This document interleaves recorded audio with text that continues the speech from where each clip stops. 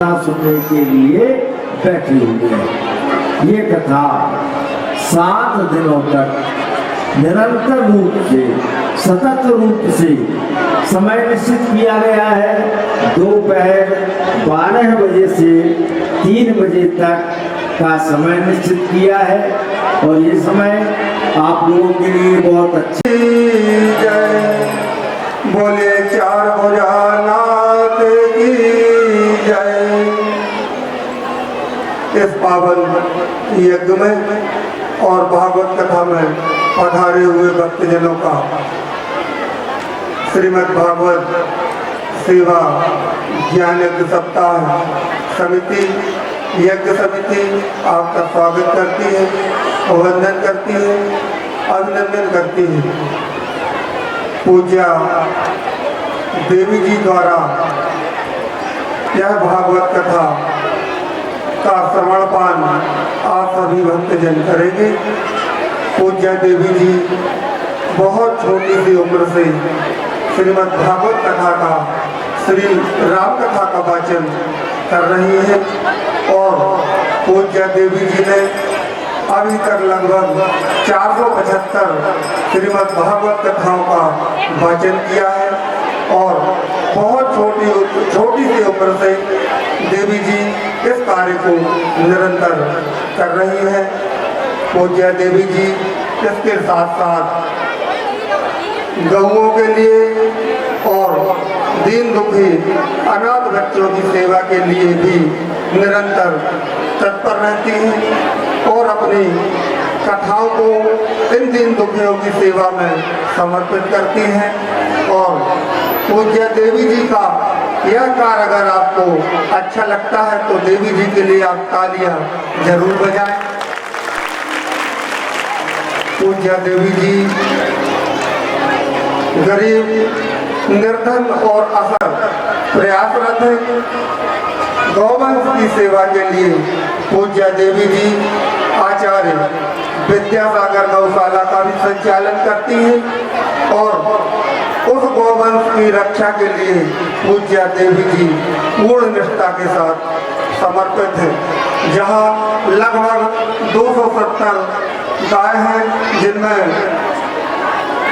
कुछ वृद्ध गाय हैं, कुछ बीमार हैं, उनकी सेवा पूज्य देवी जी के द्वारा की जाती है और बच्चों को अच्छी शिक्षा, हमारी सनातन संस्कृति की शिक्षा प्राप्त हो सके, इसके लिए पूज्य देवी जी ने राजदीप गुरुकुलम का निर्माण किया और उस संस्था में लगभग 400 बच्चे अध्ययनरत हैं जो पूज्य देवी जी के सानिध्य में अच्छी शिक्षा को प्राप्त कर रहे हैं, नैतिक शिक्षा भी प्राप्त कर रहे हैं।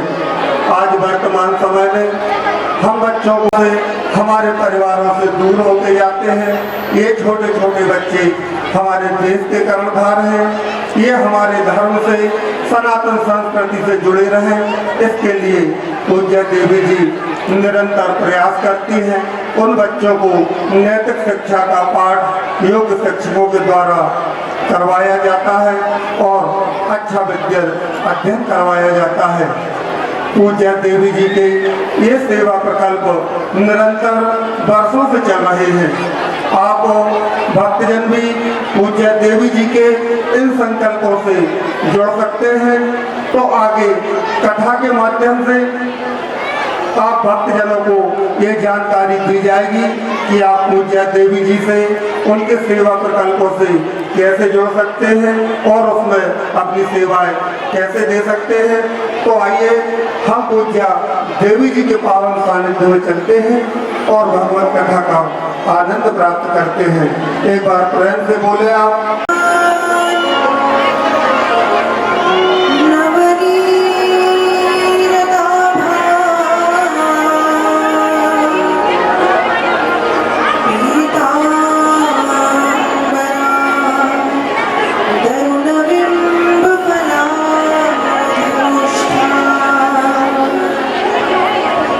पूर्णेन्दु सुंदर मुखादर विंदने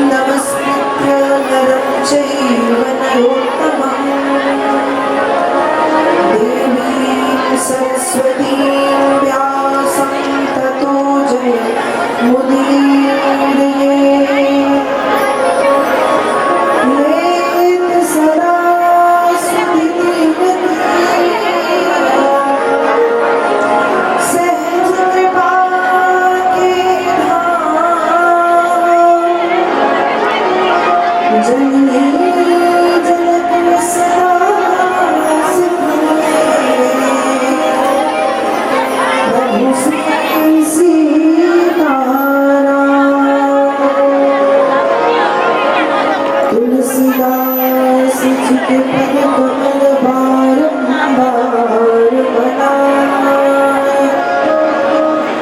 गुण गावहु श्री राम को, हनुमत होहु सहाय। राम कथा के रसिक तुम भक्ति रस रति गाइए कीजिए प्रभु तेज पुंज महावीर। गाइए हनुमंत जी विराजिए, बोले सोनकलाल जी महाराज की जय। श्री राधा कृष्ण भगवान की जय। नर्मदा मैया की जय। श्रीमद्भागवत महापुराण की जय। सुखदेव जी महाराज की जय। यमुने महारानी की जय। सब संतों की, सब भक्तों की, सब विप्रों की, भारत भूमि की जय।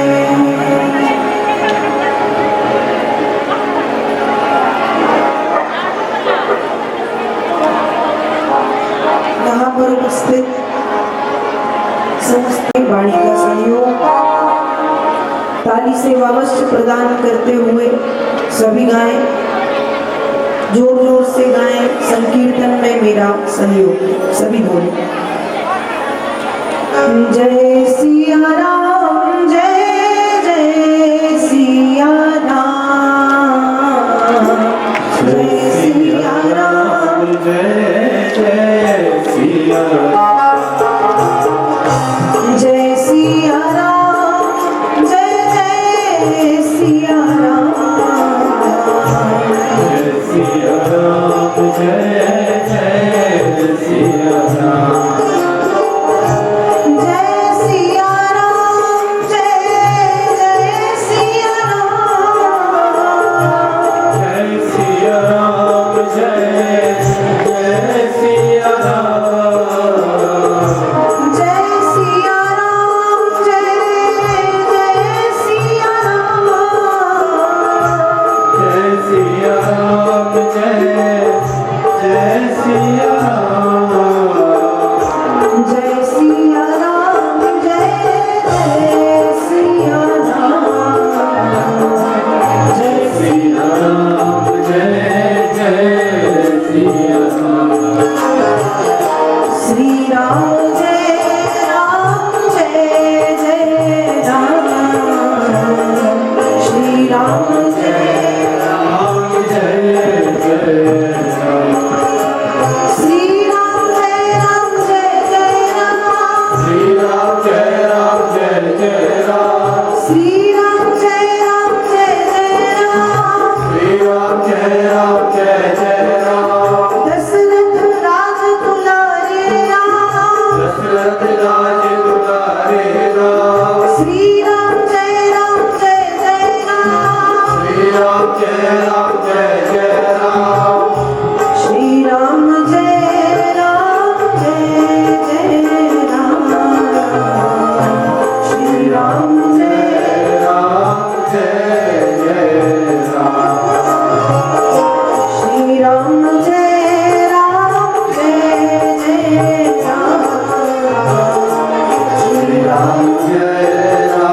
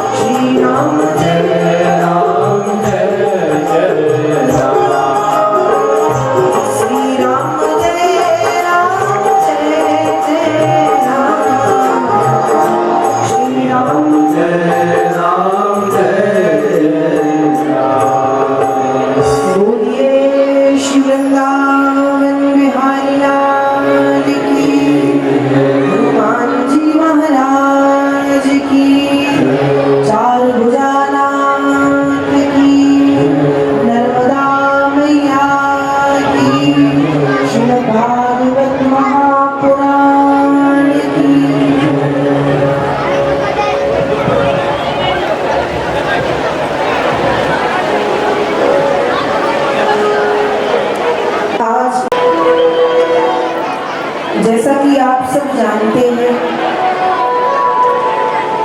कथा का प्रथम दिवस है और बहुत बड़ी कलश यात्रा, शोभा यात्रा प्रातःकालीन पावन बेला में यहाँ पर बड़े धूमधाम आनंद उत्साह के साथ निकाली गई। सैकड़ों भक्तजनों ने कलश यात्रा में, शोभा यात्रा में सम्मिलित होकर के मंगल कलश यात्रा की महिमा को बढ़ा दिया। किसी भी कार्य का प्रारंभ जैसा होता है,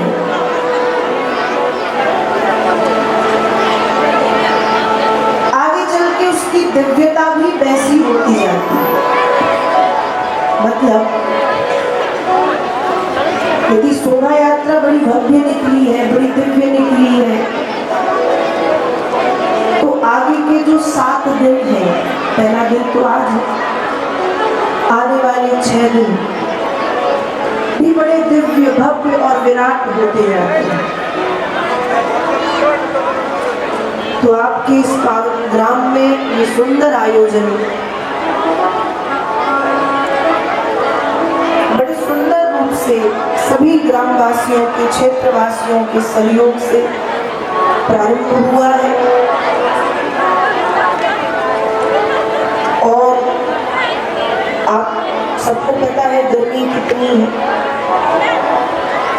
उसके बाद भी ये जन समूह, इतनी माताएं, इतने भक्तजन, इतने श्रोताजन इस प्रांगण में उपस्थित है, ये अपने आप में एक बहुत अच्छी बात है।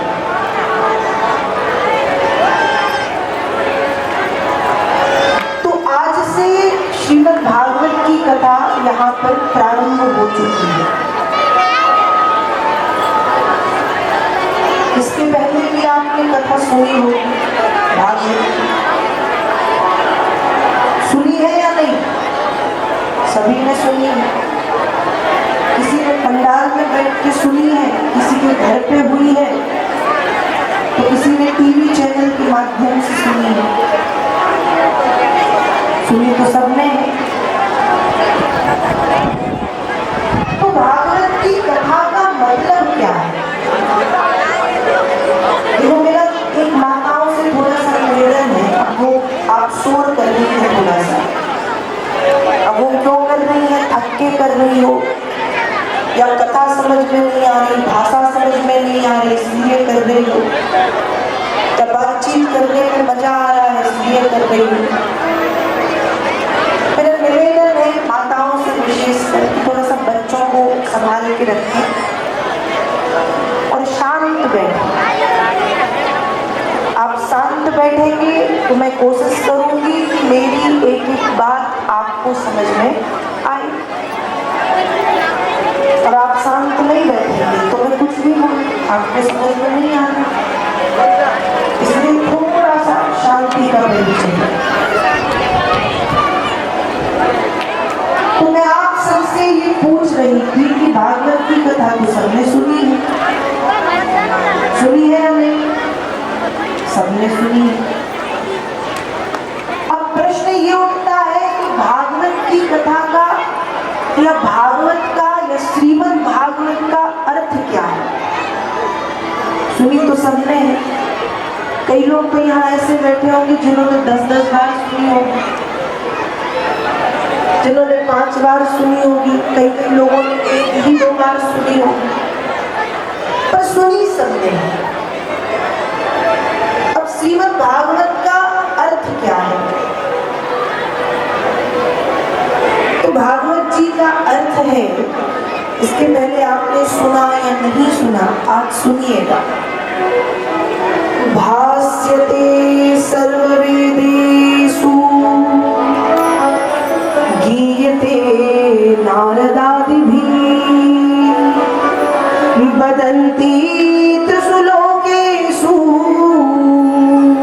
तरन्ति भवसागरा। भागवत में 4 अक्षर हैं। कितने अक्षर हैं? 4। तो भा का अर्थ होता है भास्यते सर्ववेदेषु। जिस भागवत जी में सभी वेदों का, सभी वेद मतलब 4 वेदों का और 6 शास्त्रों का सार निहित है। निहित मतलब समाया है। अब 4 वेद हैं, ऋग्वेद, यजुर्वेद, सामवेद, अथर्ववेद, 6 शास्त्र हैं। पर वेद पढ़ने का अधिकार सबको नहीं है। वेद पढ़ने वाले ब्राह्मण भी अलग होते हैं, उनके नाम भी अलग होते हैं, और हम जैसे साधारण मानव तो वेद ना पढ़ सकते हैं ना समझ सकते हैं, वेद की भाषा कठिन है। तो हम जैसे लोगों के लिए जो वेद ना पढ़ सकते हैं ना समझ सकते हैं, जो थोड़ी से सरल सीधे लोग हैं, ऐसे लोगों के लिए भागा मतलब है भास्यते सर्ववेदेषु। 4 वेद और 6 शास्त्रों का सार भागवत जी में समाया है। जिसने भागवत सुन ली मन लगा के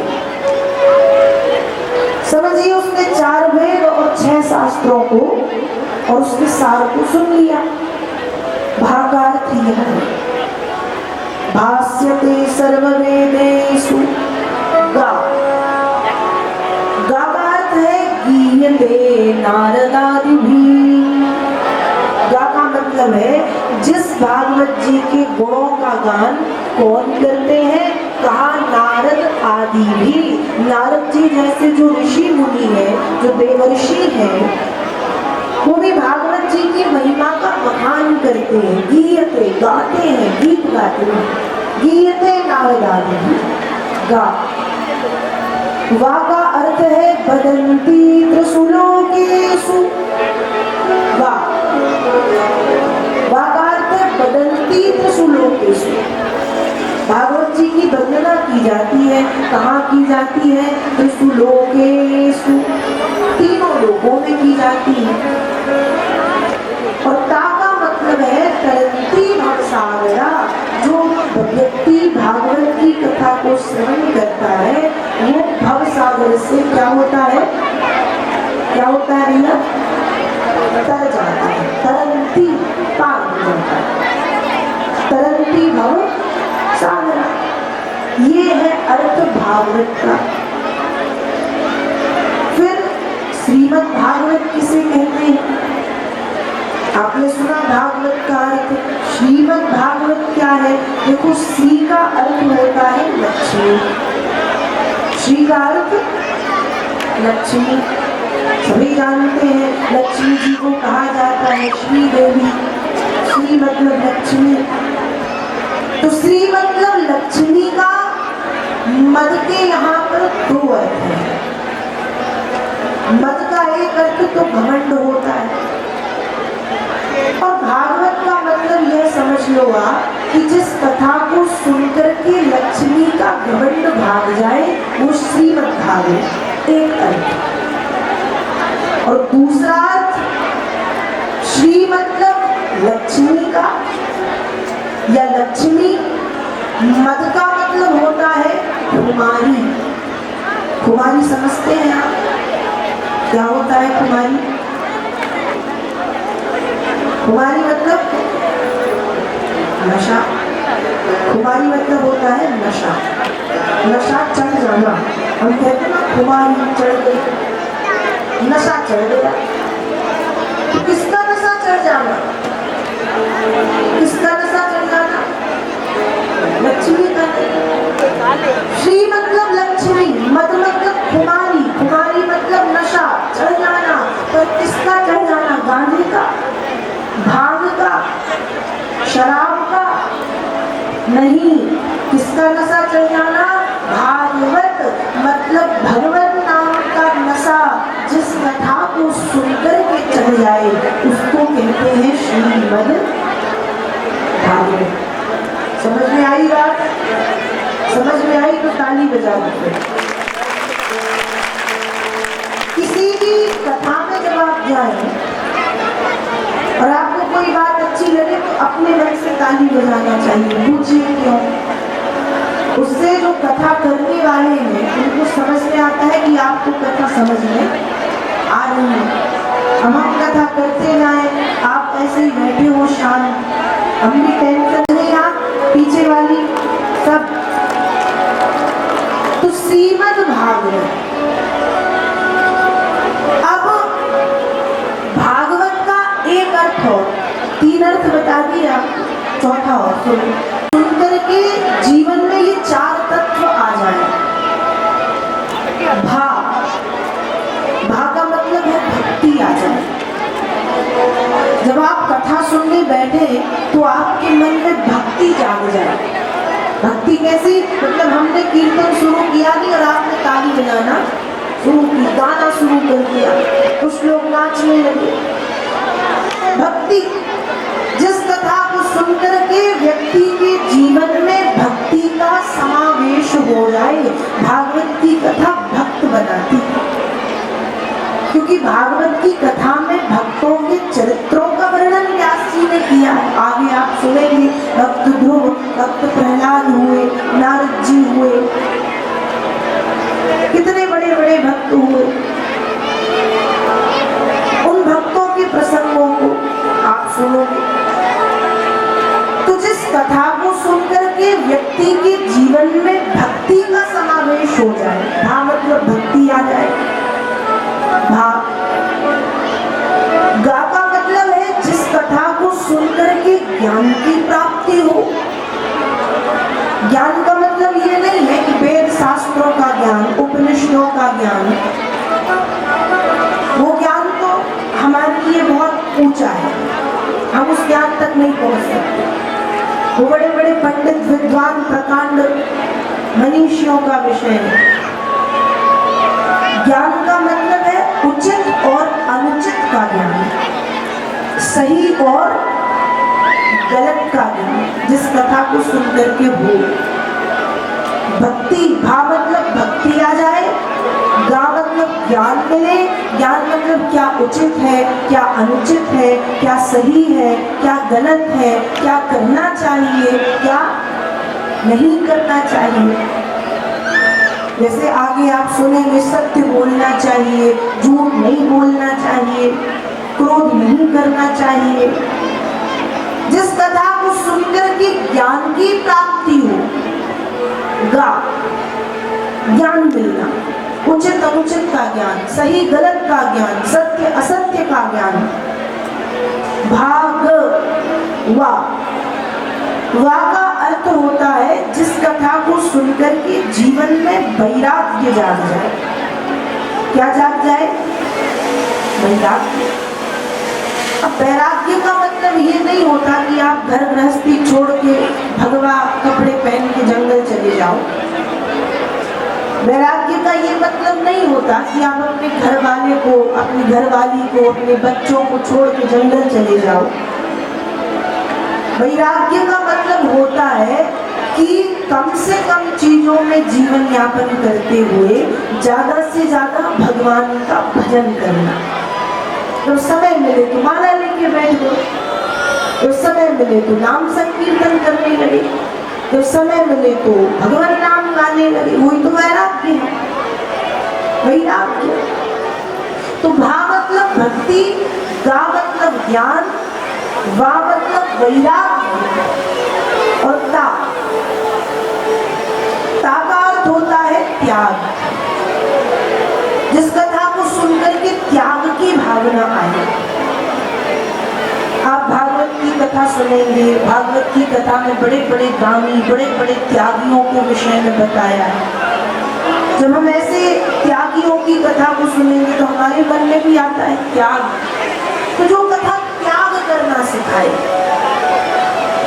जो कथा तपस्या की ओर ले जाए, उस कथा का नाम है भागवत। समझ में आया? भागवत के 4 अर्थ आपको मैंने बता दिए कि भागवत किसे किसे कहते हैं। तो ऐसी पावन कथा जो आपको भक्ति देगी, जो आपको ज्ञान देगी, जो आपको वैराग्य की ओर ले जाएगी और जो आपको त्याग करना सिखाएगी। ऐसी पावन पवित्र, ऐसी अमृतमयी, ऐसी रसमयी, ऐसी दिव्य कथा सुनने के लिए हम आप सब यहाँ पर आनंद के साथ उपस्थित हुए। अब भागवत की कथा जब हम सुनते हैं तो सबसे पहले सुनाया जाता है भागवत जी का महात्म्य। महात्म्य समझते हैं? महात्म्य का अर्थ होता है महत्व। जैसे आप किसी दुकान में गए, माथे पे तिलक लगाएं, वो तो कथा में जाओ या ना जाओ तिलक रोज लगाना चाहिए, लेकिन जब कथा में आओ तो तिलक कम से कम लगा के आओ कि लगे कि हाँ पंडाल में जा रहे हो कथा सुनने।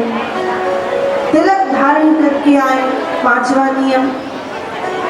6वां नियम, जब आप कथा में आकर के बैठे तो अपने घर की जो बातें हैं, जो माताएं खास करके करती हैं कि क्यों बहन तुमने आज क्या बनाया था, कढ़ी बनाई थी कि दाल बनाई थी, बाटी बनाई थी, चूरमा भी बनाया था।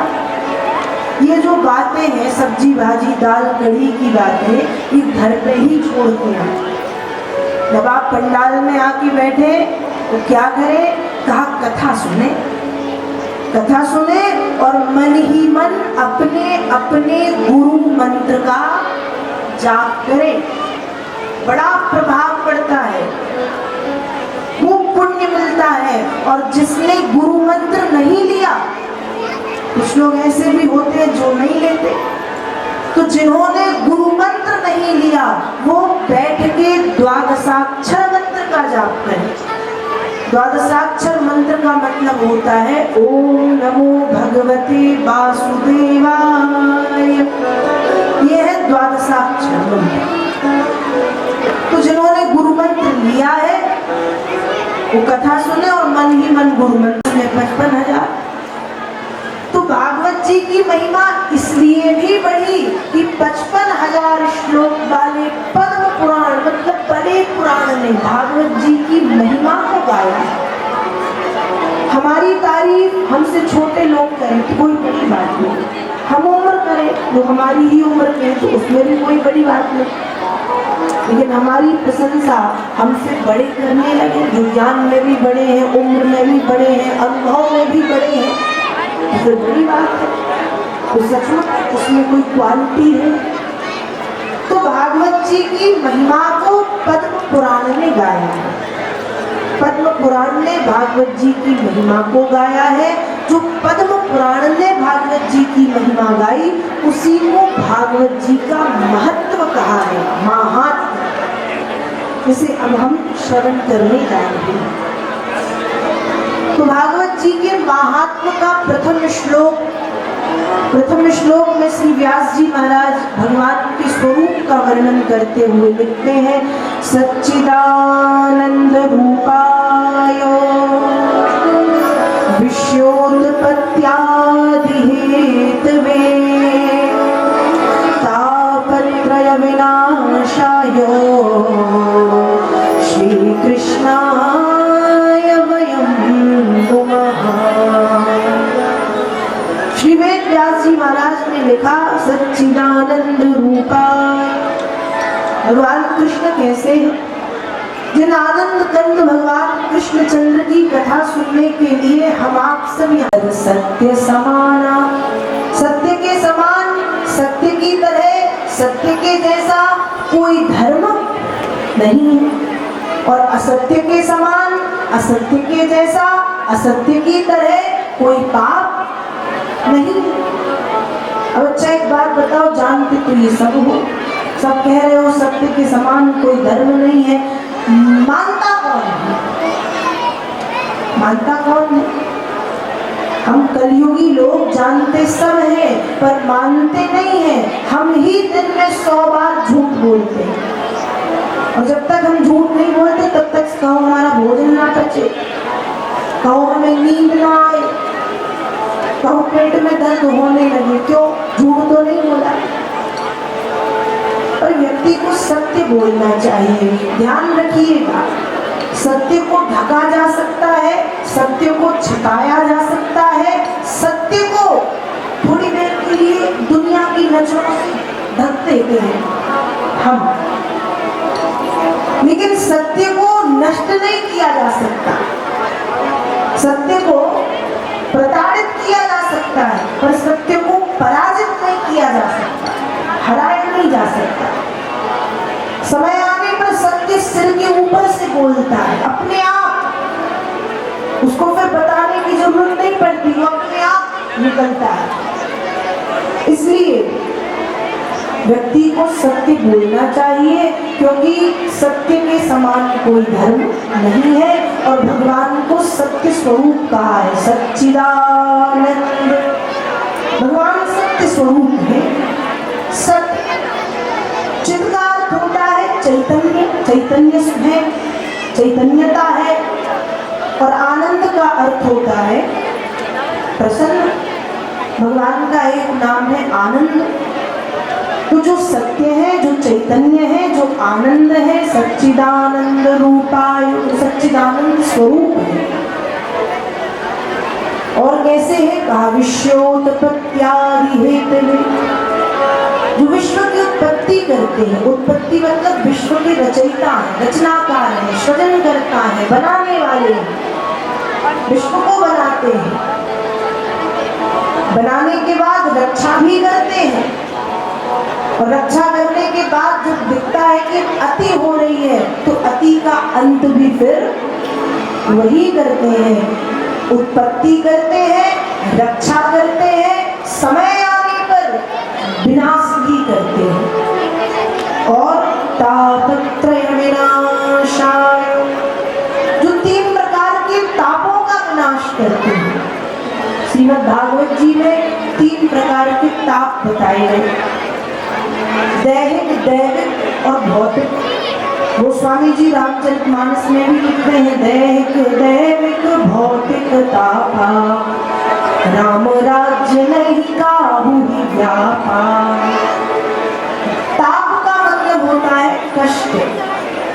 व्यक्ति के जीवन में 3 प्रकार से कष्ट आते हैं। दैहिक, दैहिक मतलब देह से, शरीर से, काया से उत्पन्न होने वाले कष्ट। शरीर से कैसे? मलेरिया हो जाए, पीलिया हो जाए, चोट लग जाए, एक्सीडेंट हो जाए, तो जो शरीर में कष्ट हुआ वो दैहिक। दैविक, दैविक का मतलब है प्रारब्ध के कर्मों के कारण जो कुछ भोगना पड़ता है, अच्छा बुरा, वो दैविक ताप। और भौतिक मतलब संसार से मिलने वाले कष्ट। तो भगवान कृष्ण कैसे हैं? कहा वे 3 प्रकार के तापों को समाप्त करने वाले हैं। तापत्रय विनाशाय श्री कृष्णाय वयं नुमः। ऐसे भगवान श्री कृष्ण को हम और आप बारंबार प्रणाम करते हैं।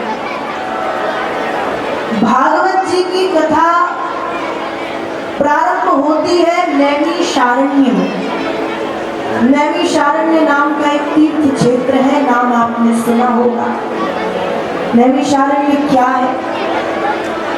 जब भगवान श्री हरि नारायण इस धराधाम को छोड़ करके गोलोक धाम के लिए जा रहे थे।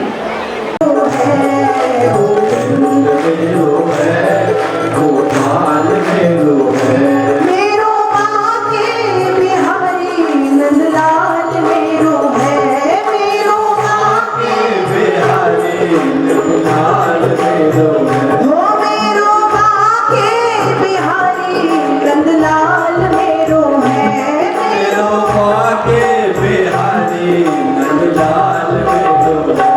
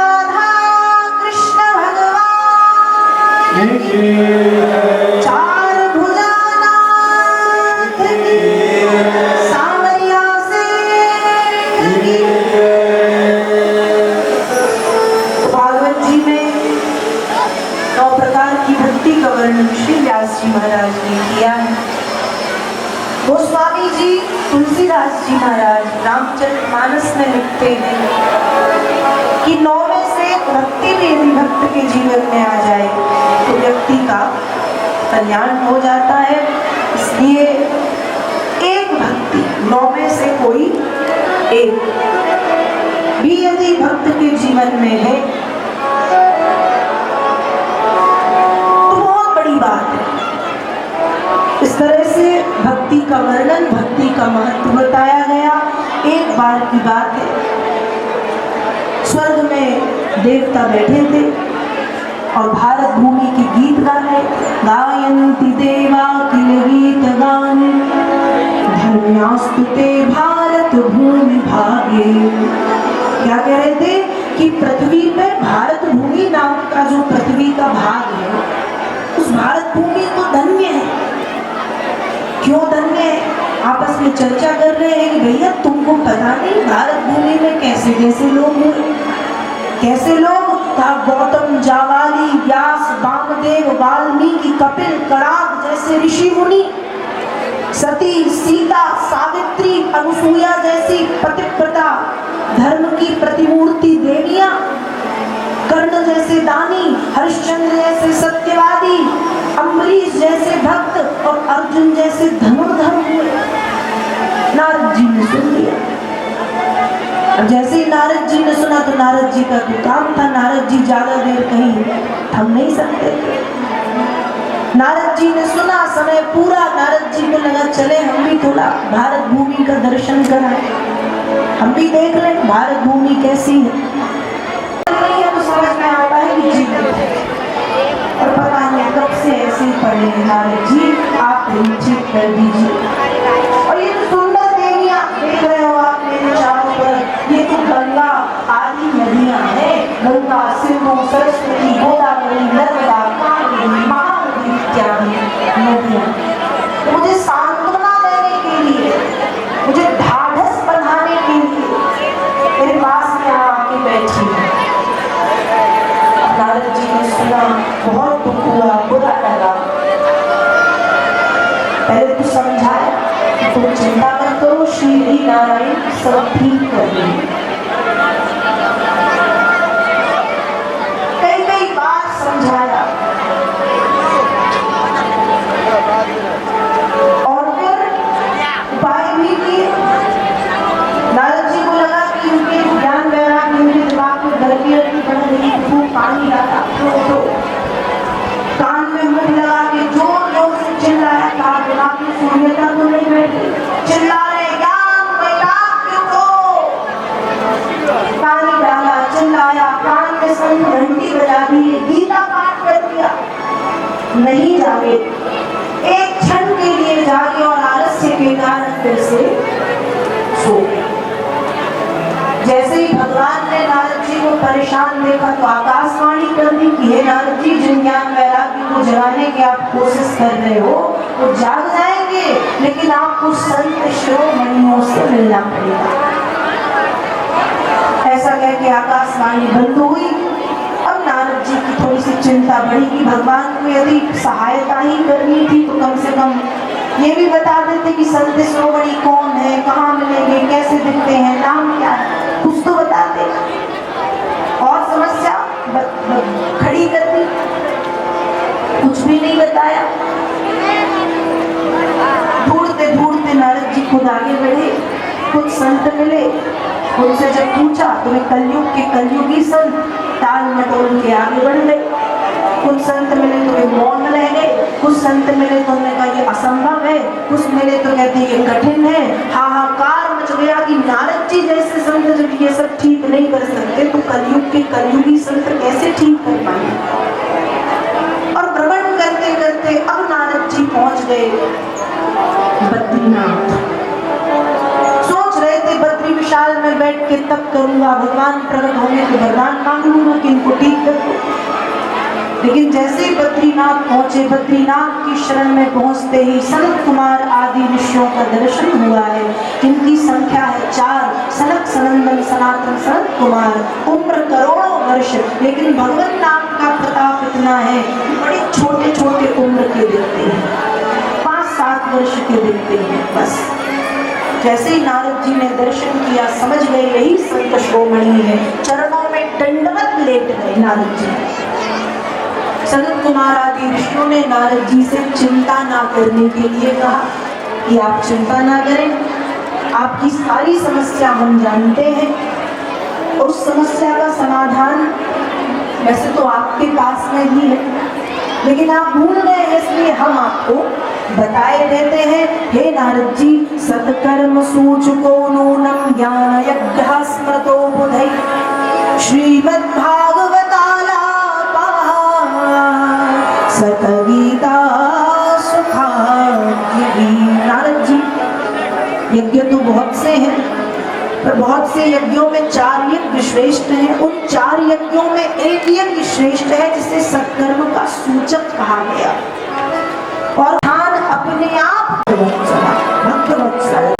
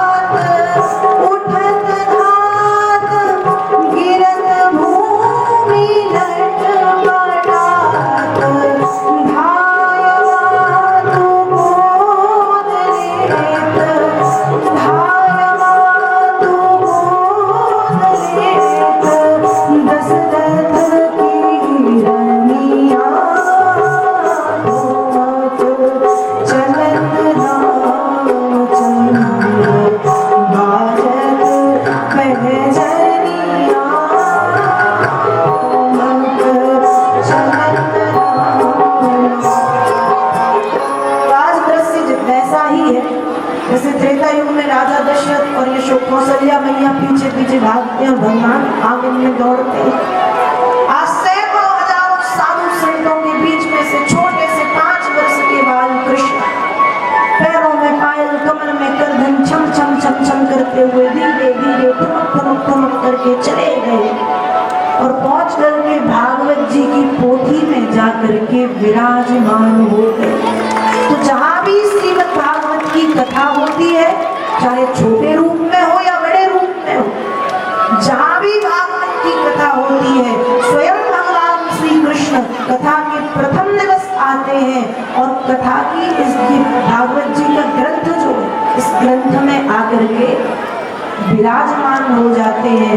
इसलिए भागवत जी की को भगवान का वांग्मय स्वरूप कहा जाता है। वांग्मय सत्य ब्रह्म के रूप में स्वयं नारायण इसमें बैठे। इसलिए कहते हैं कि भागवत जी के पंडाल में जिस मनोकामना को लेके आता है और सात्विक मन से, थोड़ी सी समर्पण के साथ, श्रद्धा विश्वास के साथ जब कथा को सुनता है, उसकी मनोकामनाएं पूर्ण हो जाती है, क्योंकि कलयुग का कल्प वृक्ष है श्रीमद् भागवत। तो ऐसी श्रीमद् भागवत की पावन कथा का आज प्रथम दिवस था। आज की पावन कथा को मैं यही प्रभु के चरणों में समर्पित करती हूँ।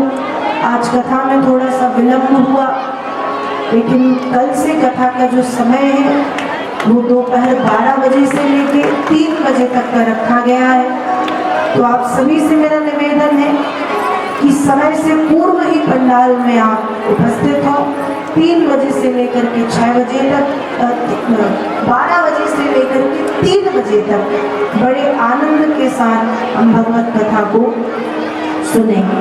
और आइए आज के प्रथम दिवस की पावन आरती में हम प्रवेश करते हैं। जय जय राम कथा, जय श्री कृष्ण कथा, जय जय राम। देश विशाला राम कथा कालिका कराला, राम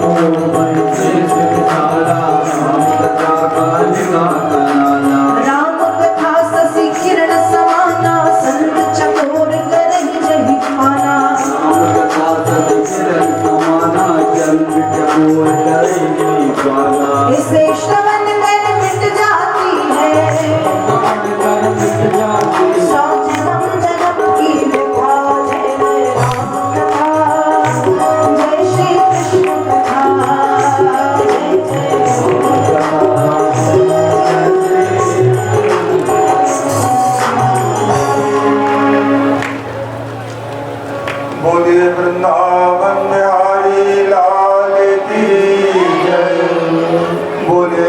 भुजानाथ की जय।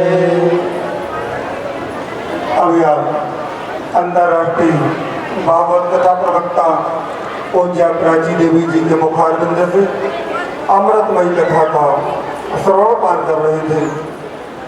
इस भव्य और दिव्य कथा का आयोजन इनक्याम कुंडी महाविष्णु यज्ञ समिति एवं श्रीमद् भागवत कथा ज्ञान यज्ञ समिति ग्राम काटजू में हो रहा है और कथा में पधारे हुए आप भक्तजनों का यज्ञ सेवा समिति स्वागत करती है, वंदन करती है, अभिनंदन करती है।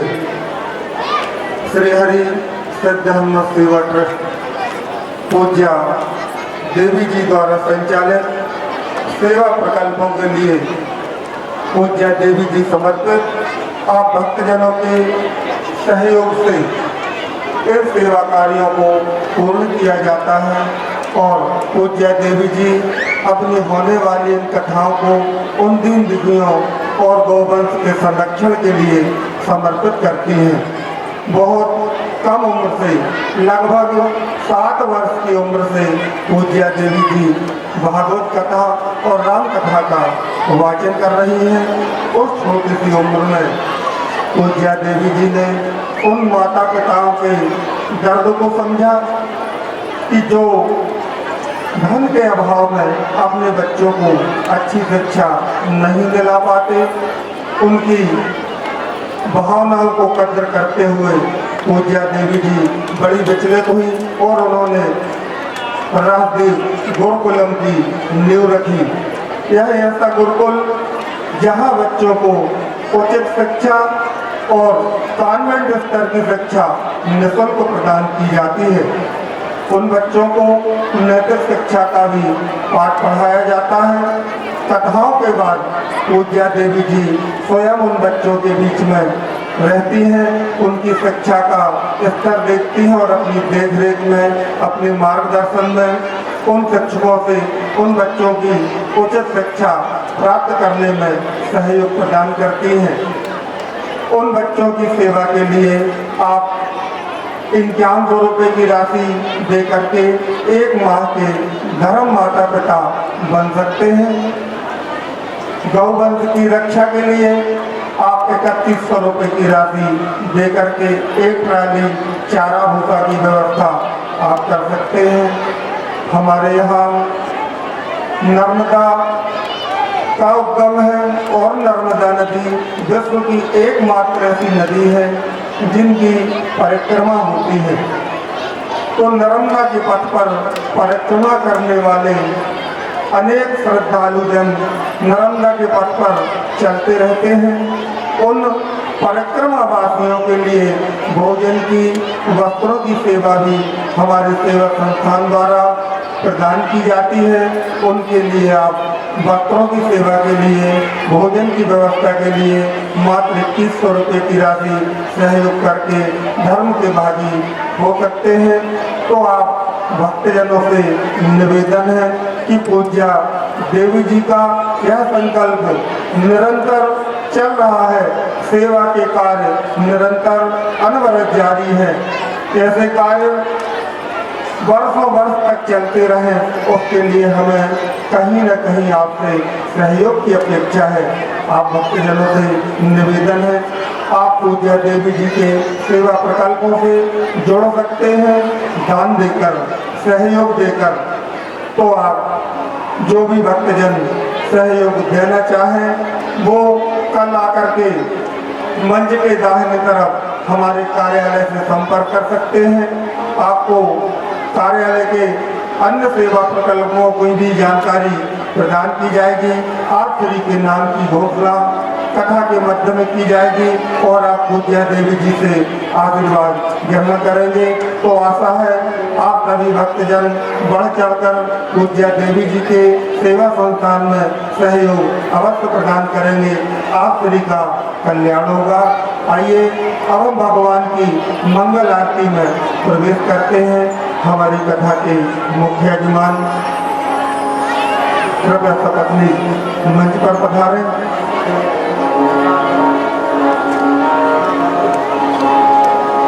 श्री प्रकाश जी, आप भी कृपया भगवान की मंगल आरती के लिए मंच पर पधारें।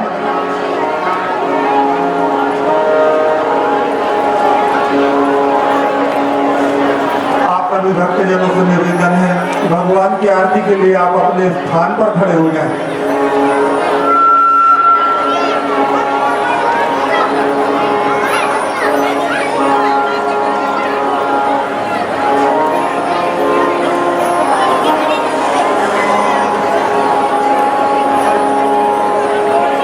श्री भागवत भगवान की है आरती, पापियों को पाप से है तारती।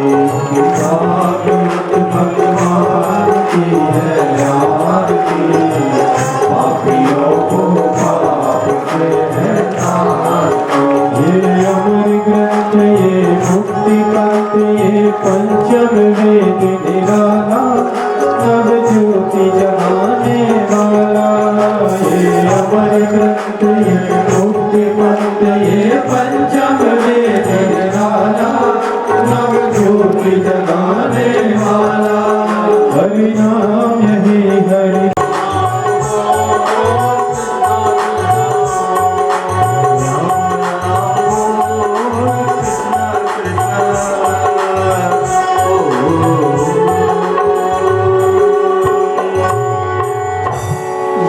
वृंदावन बिहारी लाल की जय, बोले चार भुजानाथ की जय। पूज्य प्राची देवी जी का व्यासपीठ पर आगमन हो चुका है। आप भक्तजनों से, ग्रामवासियों से निवेदन है, कृपया आप भी शीघ्रता पूर्वक कथा पांडाल पहुंचे। बस कुछ ही क्षणों पश्चात श्रीमद् भागवत कथा की अमृतमयी वर्षा प्रारंभ हो जाएगी। तो जहाँ तक यह आवाज पहुँच रही है, आप ग्रामवासियों से, भक्तजनों से निवेदन है, अपने गृह कार्यों को विश्राम करें। ऐसा दुर्लभ क्षण बार बार नहीं आता, तो अपने जीवन को कृतार्थ करने के लिए भगवान श्री बांके